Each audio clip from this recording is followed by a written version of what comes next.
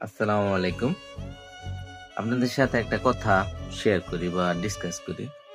আপনারা যাই বলেন। যে একটা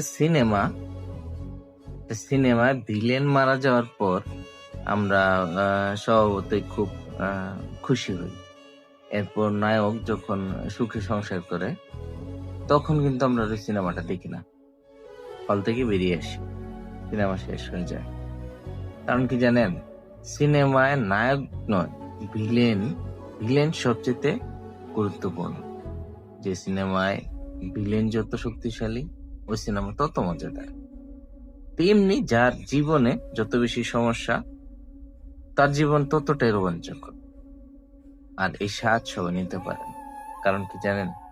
সমস্যার সমাধানের ক্ষমতা বলেন আর ধৈর্য বলেন সবার থাকে না। সুতরাং ধৈর্য সহকারে লেগে থাকুন। সমস্যার সমাধান হবে ইনশাআল্লাহ। সুদিন আসবে ইনশাআল্লাহ। কিন্তু আপনাদেরকে ধৈর্য ধরে থাকতে হবে। প্রত্যেকটা লোক।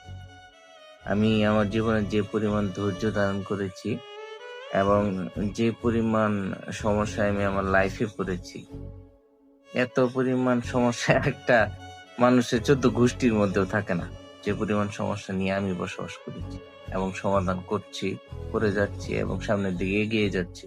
আপনারা সবাই দোয়া করবেন এবং সবাই ধৈর্য ধারণ করবেন যাতে প্রত্যেকটা মানুষই প্রত্যেকটা সমস্যার সমাধান করতে পারে।